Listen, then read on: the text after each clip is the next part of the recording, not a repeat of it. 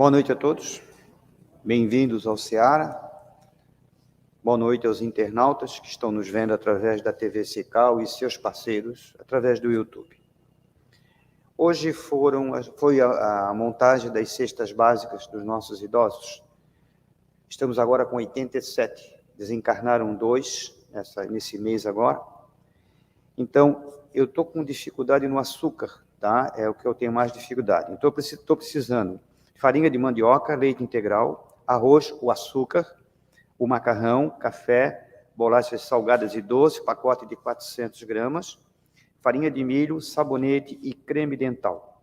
A todos que nos ajudam nesse projeto, os nossos agradecimentos. Palestra especial do Seara dos Pobres para a semana que vem, dia 12, quarta-feira, às 20 horas. Lembrando aos irmãos que esta palestra tem duração de 50 a 55 minutos. E quem vai proferi-la é o nosso irmão Euclides Costa Filho, que é o vice-presidente do Seara. Ele vai trazer um tema muito atual, autismo na visão do espiritismo. É o que está mais vindo atualmente para a matéria, são os autistas. Então ele vai abordar esse tema, esclarecendo como o espiritismo vê isso. Então eu convido a todos na próxima quarta-feira, dia 12, às 20 horas. E no dia 15/7, sem ser esse sábado próximo, teremos um café colonial aqui na casa. Nós cedemos o nosso salão de festa para o CEOV, o Centro Espírita e Asilo, lá do Campeche, e eles vão fazer um café colonial a partir das 16h30. Então, eu convido vocês, se tiverem interesse em ver o café colonial, eles deixaram conosco 20 ingressos, está ali na frente com as nossas recepcionistas. Vamos elevar os pensamentos ao alto. Que a paz do Divino Mestre nos dê tranquilidade, amor e perseverança. Que na nossa caminhada terrena possamos ter maior discernimento sobre as nossas atitudes para minimizar a nossa dor, o nosso sofrimento. Lembre-se que Jesus sempre está conosco em todos os momentos, nas dificuldades, na alegria, na tristeza, Ele sempre está conosco, mandando os seus amigos espirituais, os seus irmãos espirituais, para junto de nós, muitas vezes acalentando a cada um, derramando fluidos energéticos sobre todos nós. E neste momento a luz do Mestre brilha sobre esta casa. E seus trabalhadores energizam a todos que aqui estão, encarnados e desencarnados. Que Deus abençoe a todos, que Deus ilumine a todos, dando perseverança, carinho e amor. Em nome de Deus, em nome de Jesus, das equipes espirituais aqui presentes, estamos dando como aberta a segunda parte do trabalho desta noite. E eu passo a palavra ao nosso irmão Jean Lira. Que assim seja. Deixa o microfone baixo assim, Jean, tá? Não, pode deixar.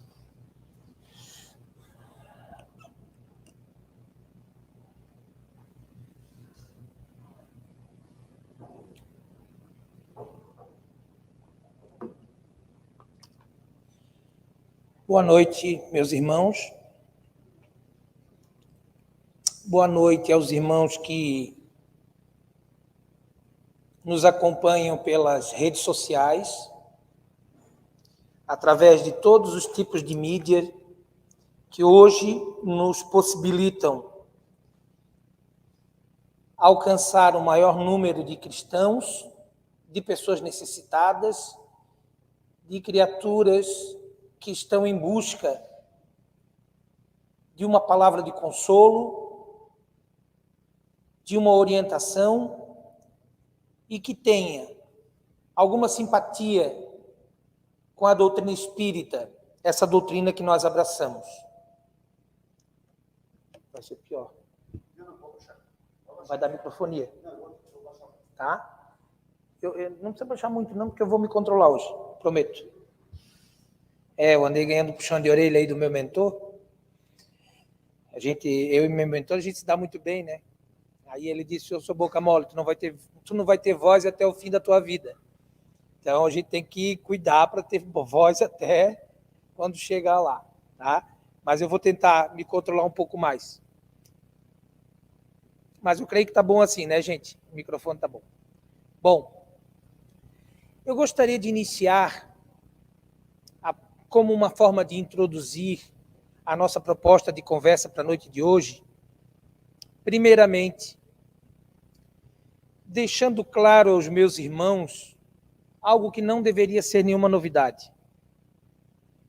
Nós, trabalhadores do movimento espírita, palestrantes ou não, médiuns que se dedicam a contribuir de alguma forma com o desenvolvimento das atividades de uma casa espírita, se tem uma coisa que nós não somos, é perfeitos.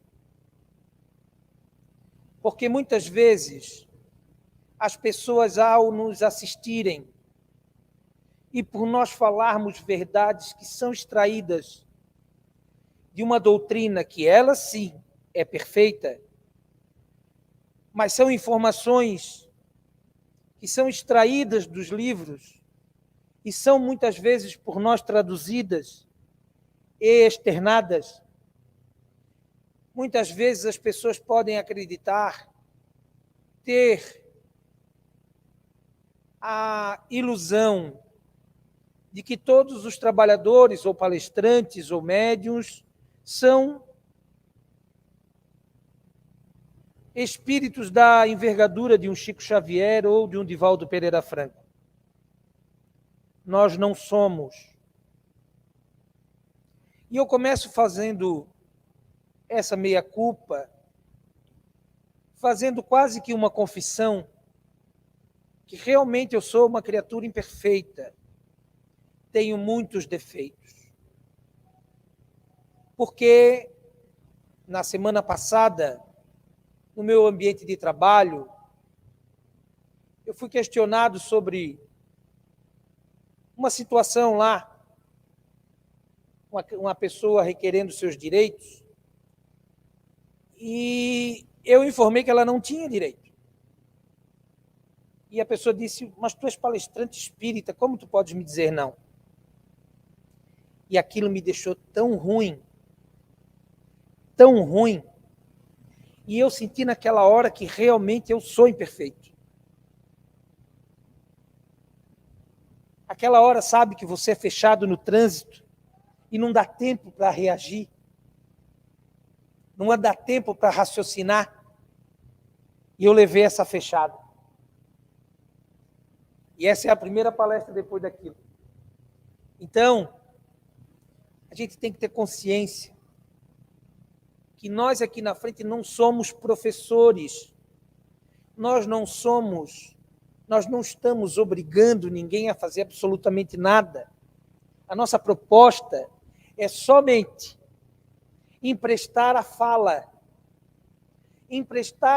articulada para essa doutrina, porque se ela ficar no livro, pode não alcançar a perspectiva que a espiritualidade quer. Então nós emprestamos a fala, nós emprestamos a ferramenta física, nós somos uma enxada que muitas vezes está enferrujada, completamente enferrujada. Mas uma enxada enferrujada na mão de um bom trabalhador faz milagre. Então, as pessoas entendam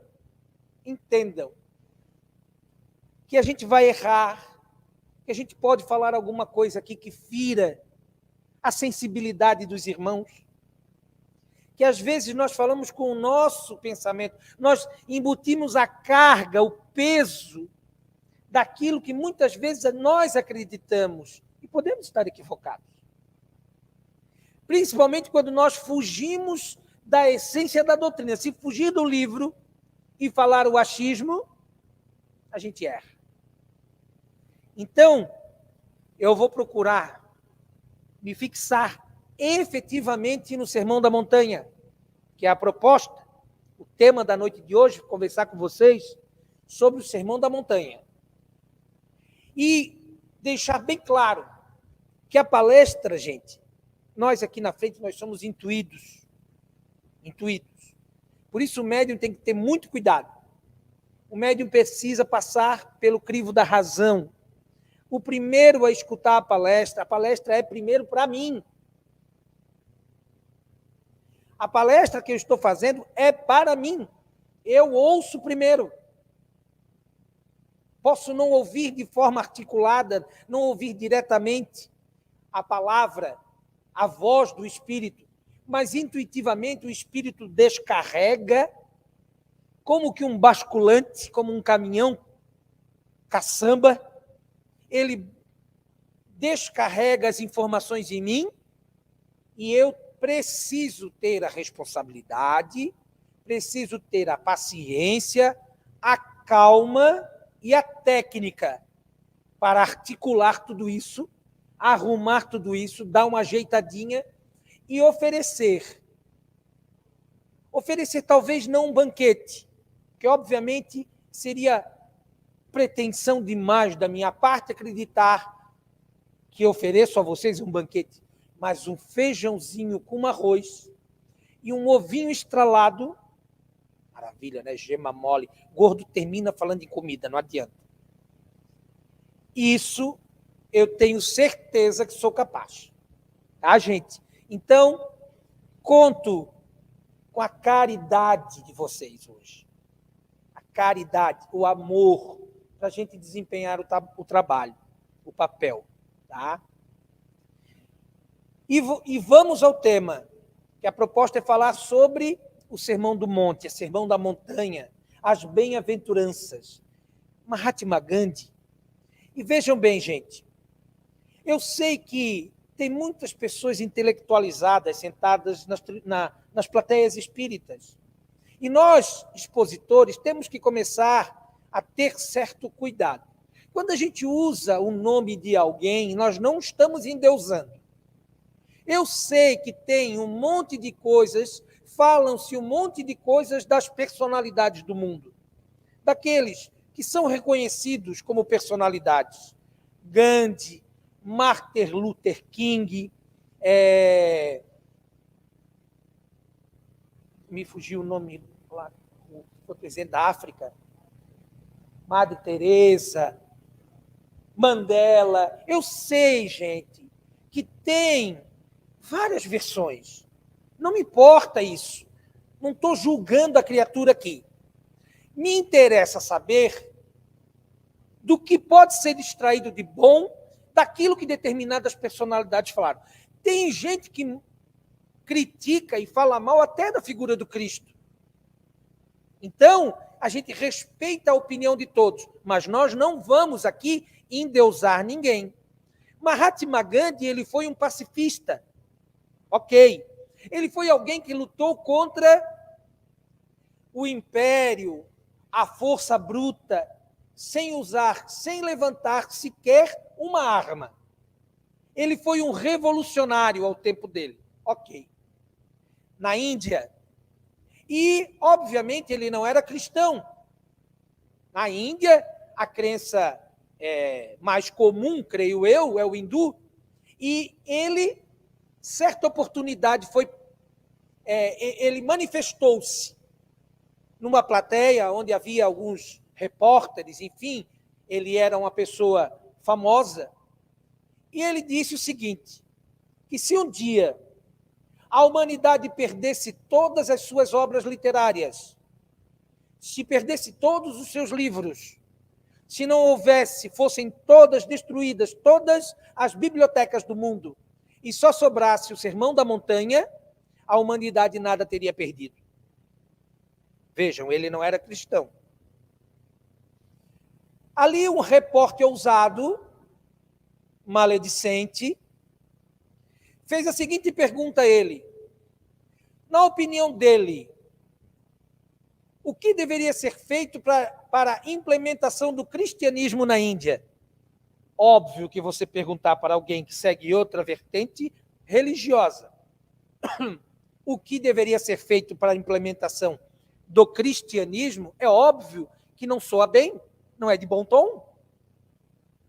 Mas Gandhi, como era realmente uma pessoa pacífica, ele deu a seguinte resposta ao repórter: duas coisas precisariam acontecer para que o cristianismo fosse implementado na Índia. Primeiro, que o evangelho deveria ser puro, deveria ser o original, e não as traduções e intervenções que a humanidade fez até durante todo o decorrer dos anos. E segundo, que os cristãos devessem vivenciar aquilo que pregam. Aí pode implementar o cristianismo na Índia. A resposta foi avassaladora. Eu creio que não foi aceita pela maioria das criaturas. Gente, isso é para a gente entender a importância do Sermão da Montanha. Precisamos voltar à época do Cristo. Jesus, ele teve a sua infância normal. E ele teve uma passagem aos 11 anos, quando ele esteve no templo, diante dos sábios. Isso é uma das últimas notícias da vida do Cristo no período da infância, pré-adolescência.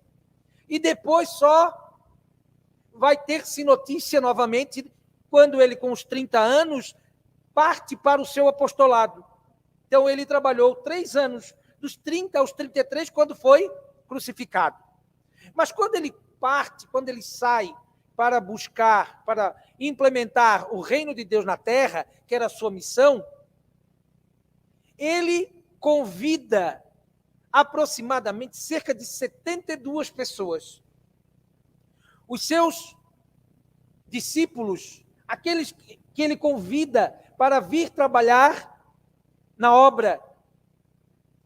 E ele tem a estratégia de mandar uma dupla antes da ida dele para as cidades. Foi a forma como ele utilizou. Então ia um par, uma dupla, para preparar o terreno, falar daquilo que ele já vinha com a proposta de divulgar. Vejam, sobraram 12. Daqueles que começaram a obra, que começaram a atuar, a praticar junto do Cristo, aquela proposta, só ficaram 12 ao final. As pessoas foram abandonando. Por quê? Porque observaram a dificuldade que era. E para os discípulos, o Cristo falava diferente. Para os discípulos, o Cristo falava coisas que não falava para o comum do povo. Aonde ele se aproximava, aonde ele parava, nas praças, nas ruas, na beira do lago de Genezaré, do Mar Morto, aonde ele estivesse, ele logo reunia determinado grupo de pessoas, que à época, claro, era tratada como multidão. Talvez hoje a gente entenda que multidão seja muito mais pessoas, mas para a época, um grupo como esse nosso aqui, se estivéssemos à volta do Cristo numa praça, numa casa, poderíamos ser tratados como multidão. E para o povo, para o comum do povo, ele falava. Ele já era, naturalmente, a sua palavra já era diferenciada para as pessoas, tanto que as pessoas acreditavam nele. Porque era algo novo, era algo diferente. Não era autoritário, apesar de possuir autoridade. O que ele falava não era nada autoritário, não era nada impositivo, mas era carregado de autoridade. Porque, em tese, vinha do Pai. Então, isso acontecia normalmente, só que para os discípulos era diferente. Para os discípulos ele falava algo mais. Vejamos, é notório que os espíritos que reencarnaram para ser discípulos de Jesus à época não eram qualquer espíritos. Eram espíritos preparados, eram espíritos mais um pouco adiantados. Se nós dissermos que, por exemplo, Pedro, que era considerado uma pessoa mais agressiva, mais firme, tanto que Jesus diz, Pedro, tu és pedra. Pedro, tu és pedra. Sobre ti construirei a minha igreja. É justamente porque Pedro era uma fortaleza moral. Mas ele era um espírito preparado, reencarnou com esse propósito. Então o Cristo, ele em determinado momento, na cidade de Cafarnaum, é onde se dá a passagem do Sermão da Montanha, ele chama os discípulos para seguir-lhe. Então eles vão num caminho, sobem um platô, sobem um morrinho, né? Saem do comum, saem daquele vilarejo, porque naturalmente se ali ficasse as pessoas iriam. Então ele queria um pouco de privacidade. E chega em determinado local, meio pedregoso, enquanto os discípulos se acomodam, ele então começa a falar sobre as bem-aventuranças aos discípulos. Haroldo Dutra Dias diz, numa palestra, que o Sermão do Monte, ele seria, fazendo uma comparação esdrúxula, talvez, bem imperfeita, seria o plano de governo de um político. Né? A gente sabe que os políticos, em campanha eleitoral, eles vêm antecipadamente e, tentando conquistar o nosso voto, fazem aquela propaganda e transmitem o plano de governo. O que eles traçam como aquilo que eles vão buscar de objetivos. Jesus é o governador espiritual do planeta. Obviamente que ele é o político em excelência. Não é a política suja, a politicagem. Né? Porque política vem de um termo da Grécia, onde é o convívio entre as pessoas. Então a gente é um animal político, é natural. Nós nos relacionamos, o relacionamento, o ceder, o permitir, o conceder, o ajudar, o dizer não. Tudo isso é uma atividade da nossa vida política. Então o Cristo, segundo Haroldo Dutra Dias, tem esse resumo nas bem-aventuranças como um plano de governo, uma meta a ser atingida, e demonstra-nos que deve ser uma mudança comportamental. Então a gente vai seguir aqui, nós vamos, um a um, tentar entender qual é a proposta, tentar extrair o espírito da letra, para a gente poder traçar, quem sabe, algum ensinamento, algum aprendizado disso, para a gente dar sequência na nossa vida. Então, diz o seguinte, bem-aventurados, gente, bem-aventurados, ou seja, estar munido de boa vontade. Bem-aventurados é você estar munido de boa vontade.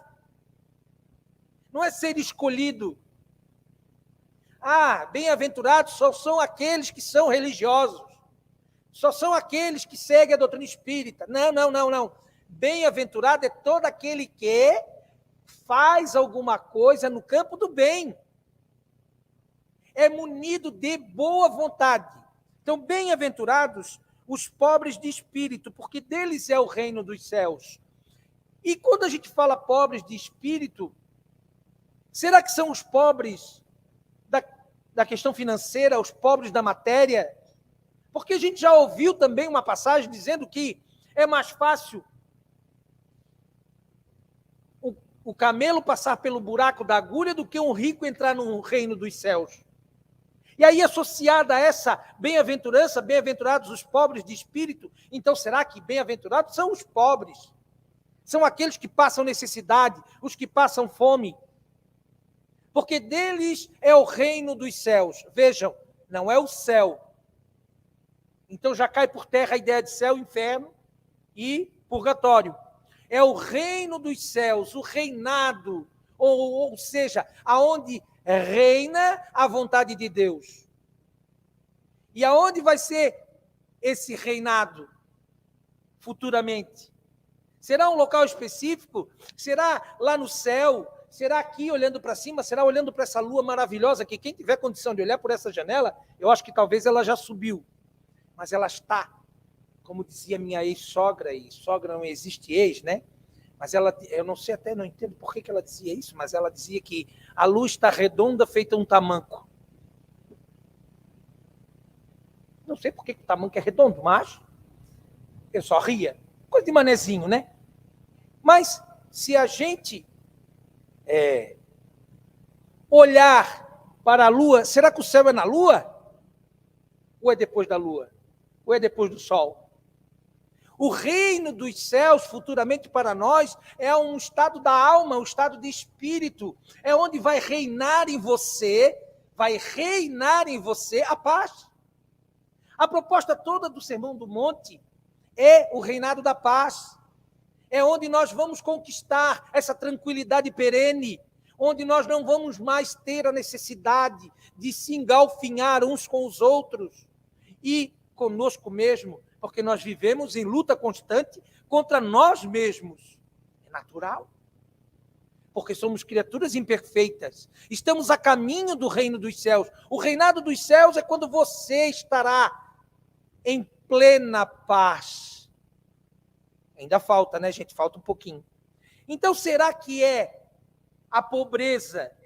Bem-aventurados os pobres de espírito, porque deles é o reino dos céus. E a orientação que a gente recebe é a seguinte: pobre de espírito é aquele que reconhece que é carente na esfera do espírito, que não possui as riquezas e os dons espirituais, principalmente que depende de Deus. Gente, muitas vezes nós somos orgulhosos. A gente é orgulhoso.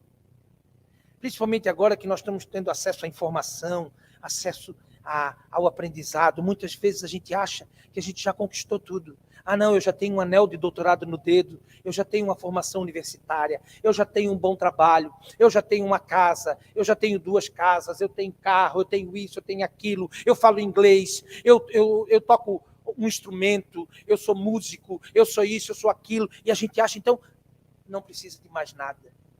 E aí vem a nossa amiga e companheira dor para nos trazer a realidade de volta, para que a gente possa ter a certeza de que nós temos que ter consciência que somos dependentes de Deus ainda, nós somos dependentes do Pai. Nós ainda somos espíritos ainda muito infantis. Nos falta muito tempo ainda para chegar à condição de perfeição, de felicidade plena e absoluta. Então não adianta de nada eu conquistar tudo na vida e continuar pobre de espírito. O rico pode ser humilde? Pode. E nós conhecemos muitos ricos humildes. Conversando... Nossa, o tempo já passou, né? E eu não passei nem do primeiro ainda. Conversando hoje à tarde, coincidentemente, uma colega de trabalho dizendo que essa semana, na escolinha de futebol, essa semana ou semana passada, do Campeche, esteve Arthur Antunes Coimbra, o Zico. E ele esteve ali, e o comentário de um fluminense, alguém de outro time, que disse, olha, eu sou fluminense, mas o homem é de uma humildade. Vejam, não estou exaltando aqui pessoas, não. Pessoas são falhas. Mas o fato de a gente entender, por exemplo, que o status não condiz com aquilo que nós somos. Então, humildes, assim nós vamos ver pessoas de grandes posses, ricas, materialmente falando, e humildes. E vamos ver pobres, pessoas necessitadas e extremamente soberbas. Por quê? porque estão em luta consigo próprio. Bem-aventurados, eu tenho que acelerar, os que choram, porque serão consolados. Basta chorar, gente. Quem aqui nunca chorou? Gente, eu choro de vez em quando. Quer ver por causa do meu time mesmo? Meu time está horrível. Mas é o mesmo time da tua mãe, não fala. Não ri, não. Então, a gente basta chorar. Basta chorar. Porque o Cristo disse, bem-aventurados os que choram, porque serão consolados. E a gente precisa trazer a tradução. O choro com valor é aquele que evoca um arrependimento sincero ante o erro cometido, não só com relação ao próximo, como com relação a Deus. Nesse sentido, chorar é ter saúde espiritual. Quando eu choro, eu estou chorando por saudade, eu estou chorando de raiva, eu estou chorando de dor. Mas por acaso eu estou chorando porque eu magoei alguém? Por acaso eu já cheguei a chorar porque realmente eu reconheci que eu errei e eu estou chorando arrependido, extremamente arrependido, porque, meu Deus, eu errei. Eu estou chorando de arrependimento por ter errado com meu irmão e estou chorando de arrependimento para com Deus. Meu Pai, eu estou arrependido, estou chorando. A lágrima que verte dos meus olhos é uma lágrima de arrependimento. Não. Nós choramos por conveniência, porque muitas vezes nós não estamos suportando o peso da dor. Mas aprendemos aqui, na doutrina espírita, que a dor é passageira, assim como a vida. E a vida aqui é justamente para que a gente possa expiar os males passados e ser provado nos testes futuros, presentes e futuros. Vamos ao próximo. Bem-aventurados...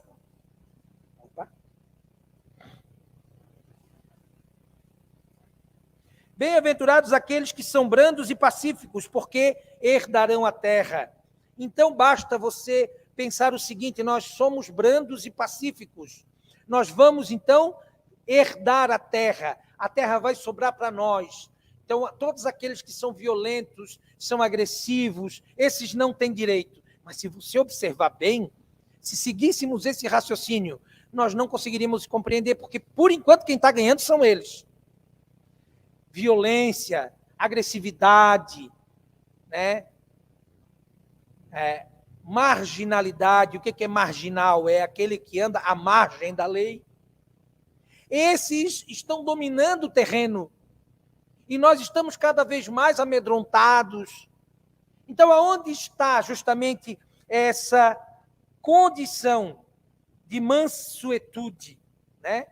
Então, ser manso não significa ser um covarde servil, mas um crente na bondade de Deus e na benignidade do universo. Será que a gente não está acostumado a simplesmente reclamar?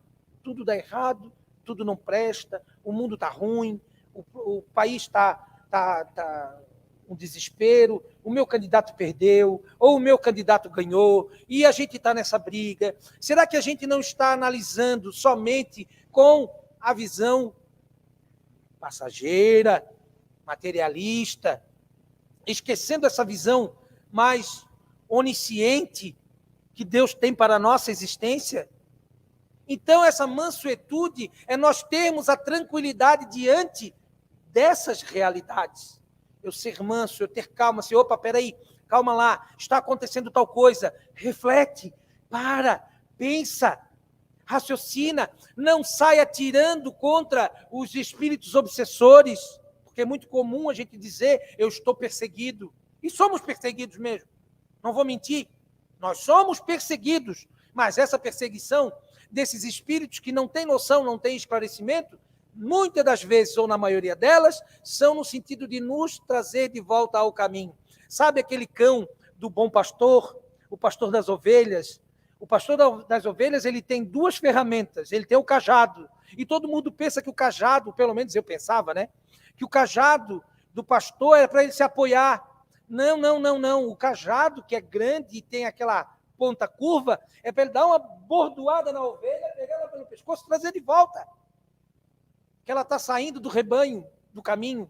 E aí, o que acontece então? Por que ele precisou do cachorro? Porque nós somos ovelhas desgarradas, desrespeitosas, nós não cumprimos com o nosso caminho e vamos mais longe. E aí o cachorro é que vai. É a dor. É a dor. Mansos. Bem-aventurados os que têm fome e sede de justiça, porque serão saciados.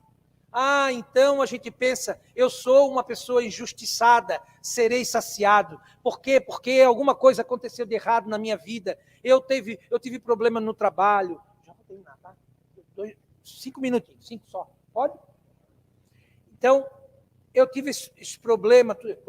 Sabe que eu estou passando um trabalho aqui, então, né? Então me dá mais 5. Eu tive todos esses problemas, então eu sou injustiçado, tal. Não, gente. Bem-aventurados aqueles que têm sede e fome de justiça. O que a pessoa que tem sede e tem fome faz? Procura água e comida. Bem-aventurados os que têm sede de justiça, será o dia que nós, como sociedade, nós, como indivíduos, nós pensarmos na injustiça cometida aos outros.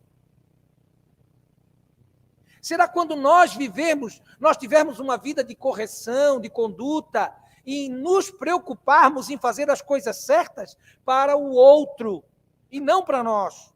Claro que para nós também é bom, claro que a gente também pede justiça, mas muitas das vezes nós estamos clamando por justiça, queremos os nossos direitos.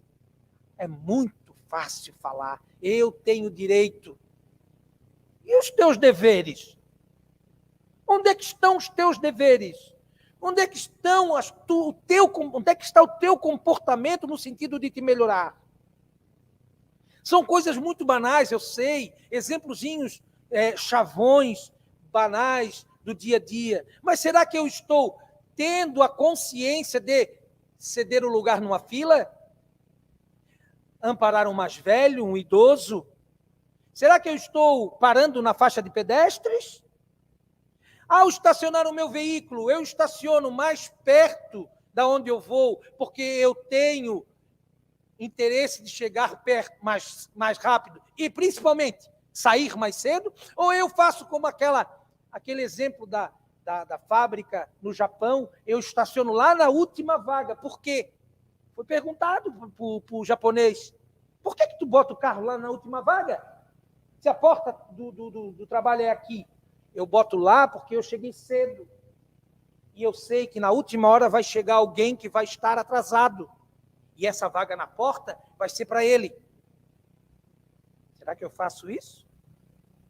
Sedento tem fome e sede de justiça. Eu busco a justiça o tempo todo, mas a justiça de Deus, a justiça divina. Bem-aventurados aqueles que são misericordiosos, porque alcançarão misericórdia. E misericórdia é uma disposição da alma de ser semelhante a Cristo.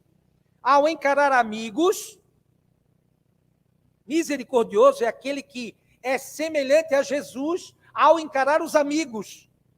Então, será que você pensa agora, faz uma análise, você está encarando os seus amigos como Jesus encarava os amigos dele? Ah, ok. Os inimigos, aí já começou a dificultar. Já começou a ficar mais complicado. Porque atender os meus amigos como Jesus atendia os amigos dele, beleza. Agora, como Jesus atendia os inimigos? Jesus não teve inimigos. Jesus atendia a todos. Às prostitutas, às meretrizes, aos cobradores de impostos, que eram vistos com maus olhos na época, aos inimigos, onde é que eu parei? Aos desprezados e aos pecadores. Será que nós estamos atendendo os pecadores? Será que a gente olha para aquele que erra? Vejam, não é um comportamento permissivo. Ah, errou, é um assassino, matou. Então eu olho, não, como se fosse nada. Não. Errou, tem que corrigir, tem que arrumar, tem que pagar. Mas será que eu consigo olhar para os desprezados, aqueles que estão nas ruas? Será que eu não julgo na hora de dar uma moedinha, mas ele vai comprar crack? Será que eu não estou julgando de repente? Não significa que a gente tem que dar o tempo todo esmola, que a gente tem que alimentar o vício de alguém. Não. Mas a gente pode fazer o determinado e o equivalente julgamento. Já vou acabar. Isso. Só falta mais 2. Bem-aventurados aqueles que têm puro o coração, porque verão a Deus. E a pureza de coração, gente, não precisa nem analisar muito, né? Não precisa nem explicar muito. Quando nós tivermos o nosso coração puro, quando nós não formos mais alimentados pelos vícios, pelas paixões, a gente vai conseguir ver a Deus. Por isso que, na primeira pergunta do Livro dos Espíritos, a espiritualidade se restringiu tanto a responder, que é Deus, causa primária de todas as coisas, inteligência suprema. É o que é o suficiente para a gente poder entender a essência de Deus. Mas quando nós tivermos o coração puro, nós o veremos. E é por isso que os espíritos superiores não podem nos dizer, porque nós não somos capazes de transcrever aquilo que eles vão falar sobre a essência de Deus. Bem-aventurados os pacificadores, porque serão chamados filhos de Deus. O papel apropriado do ego é mediar entre as partes... Opa, não. É isso? Não. Bem-aventurados os que têm puro coração, bem-aventurados os que sofrem perseguição pela justiça, porque o reino dos céus é para eles. Perseguição pela justiça. Médiuns que são constantemente perseguidos, estão tentando praticar a justiça de Deus. Ao nos ajudar, ao atender a cada um de vocês, muitas vezes os médiuns compram a briga com seus obsessores. Eles já têm os deles. E muitas vezes, ao atendê-los, eles compram essa briga e os obsessores dos meus irmãos, muitas vezes, os perseguem, porque não querem que vocês se desprendam, não querem ver-lhes livres. Mas bem-aventurados aqueles que sofrem perseguição pela justiça. E por fim, bem-aventurados sois quando, por minha causa, vos injuriarem e vos perseguirem, e mentindo disserem todo o mal contra vós. Regozijai-vos e exultai, porque é grande o vosso galardão nos céus, pois assim perseguiram aos profetas que vieram antes de vós. Gente,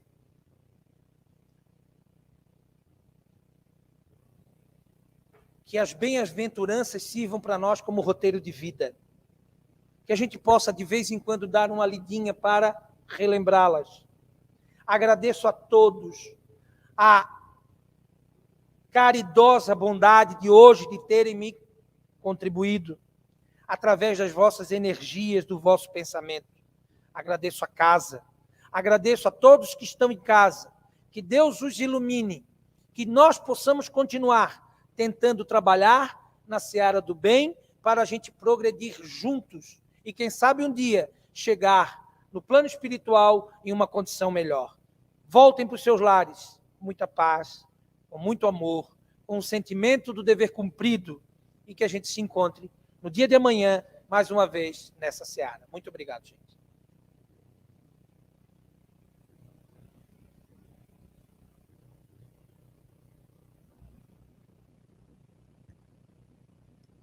Agradecemos ao Jean pela mensagem da noite. Encerrando a primeira parte do trabalho, vamos dizer: Pai nosso que estás nos céus, santificado seja o teu nome.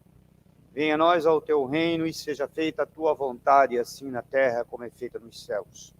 Pão nosso de cada dia, dai-nos hoje, Senhor, o perdão de nossas dívidas, assim como devemos perdoar aos nossos devedores. Não nos deixes cairmos em tentações, mas livra-nos, Pai, de todo mal, e que assim seja. Em nome de Deus, em nome de Jesus, das equipes espirituais aqui presentes, estamos dando como encerrada a primeira parte, estamos abrindo a segunda, que serão os passos. Eu peço aos médios que o